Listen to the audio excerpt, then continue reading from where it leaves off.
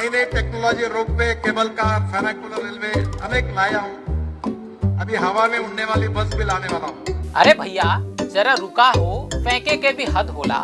मतलब गली की सड़क ठीक कराई नहीं जा रही, गड्ढे इतने बड़े हैं कि लोग गाड़ी नहीं उसमें नाव चला रहे हैं। और आप गडकरी साहब, पहले देश की जनता को कम से कम जमीन पर चलने के लिए एक साफ सुथरी सी सड़क और बस में बैठने के लिए एक साबुत सीट तो दे दीजिए। फिर चाहे आप आसमान में बस उड़ाइए या मंगल ग्रह पर मेट्रो चलाइए, हमें उससे कोई मतलब नहीं। अच्छी पहले, शानदार है, बहुत खूब है, पर सर जरा ये बताइए कि इस उड़ती हुई बस को लैंड कहाँ कराइएगा? हमारे यहाँ तो जो बसें जमीन पर चलती हैं उन्हें भी ठीक से स्टैंड नहीं मिल पाता। अब जरा रेलवे का हाल भी देख लीजिए। क्या ट्रेन 4 घंटे लेट है?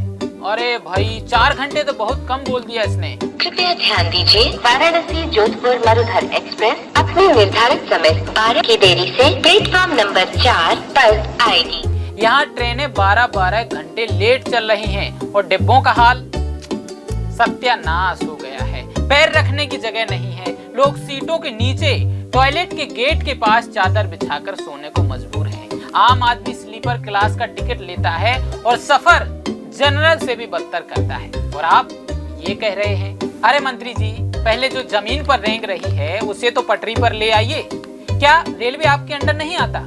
हाँ तो पेट्रोल डीजल कौन सा आपके अंडर आता है? खैर चलो मान लिया, आप ये उड़ती हुई बस रेलवे स्टेशन पर तो लैंड नहीं करा पाएंगे, तो कहाँ कराएंगे? क्या बस स्टॉप पर?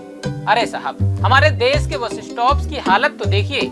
जहाँ बसें खड़ी होनी चाहिए वहाँ घुटनों तक पानी भरा रहता है, या फिर आवारा मवेशी आराम फरमा रहे होते हैं। बस स्टॉप पर तो सामान्य बसें समय पर नहीं आ पा रही हैं, और आप और मंत्री जी हवा में महल बनाने की बातें कर रहे हैं। देख लीजिए, पानी में उतरने वाला हवाई जहाज भी मैंने लाया था, मैं समुद्र में उतरा था।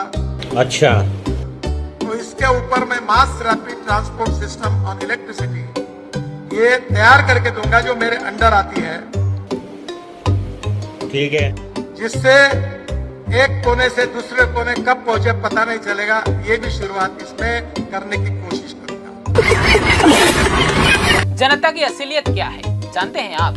आज देश का एक बड़ा मिडिल क्लास और गरीब तबका मेट्रो का टिकट तक अफोर्ड नहीं कर पा रहा है।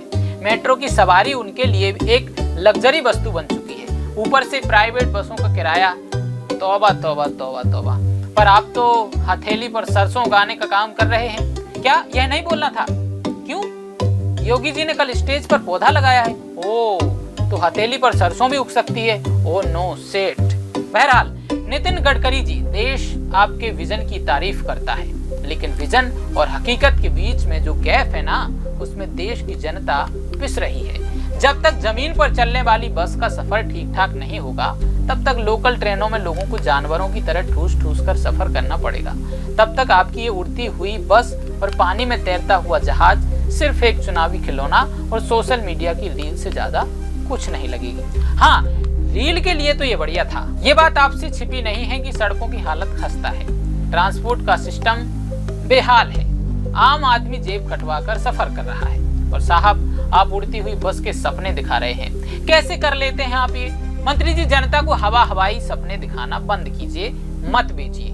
पहले जमीन पर पैर टिकाने लायक जगह तो बना दीजिए।